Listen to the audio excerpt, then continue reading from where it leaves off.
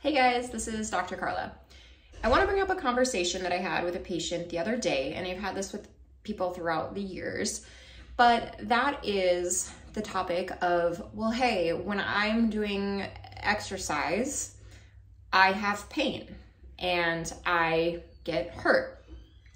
Okay, well, let me start by saying this, is that there is an inherent risk with anything that you do, and exercise it's no different. In the sport of CrossFit that we live in, there's I think 3.1 injuries per 1,000 training hours. So per 1,000 training hours that you put in, there will likely be 3 injuries that occur.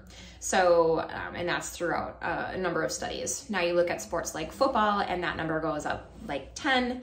Soccer and basketball are in between there. I guess the safest sport that I have found is swimming.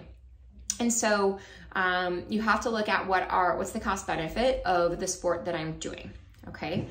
And we also need to look at what types of things are we combating while doing that type of exercise. Now, in this instance, let's talk about some things that can kill you but don't hurt. So if your blood pressure is high, unless you're feeling some sort of other heart issue, it's not painful.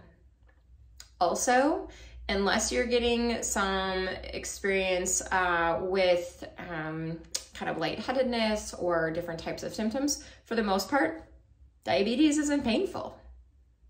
High cholesterol, where your arteries are clogged, it's not painful. And so the problem is a lot of these things are silent killers. They're not painful. And so a lot of people won't do anything about it. They'll take a pill because they're like, oh, that's fine, that's easy.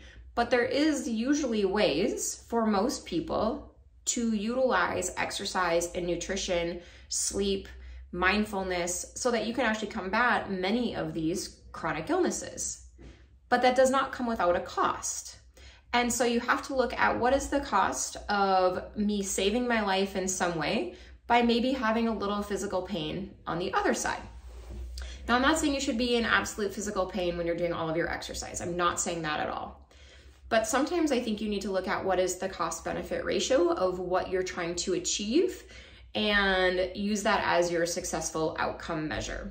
Sure, our bodies age, our joints become degenerative, but actually moving them is better than not moving them in the long haul. And so there is a calculation about how much you want to move with that. But the next time you're feeling some aches and pains, I'm not saying drive through all of those because that's not necessarily true. You need to take care of those. But think about the things that you are fighting against and you are combating, that they don't have pain and they don't speak up. And then if you want to look at it a different way, how would healthcare in this world operate if high blood pressure, high cholesterol, and diabetes were painful? Would we act on them sooner as a population? Would we do something about it sooner? Who knows? It's a question to ponder.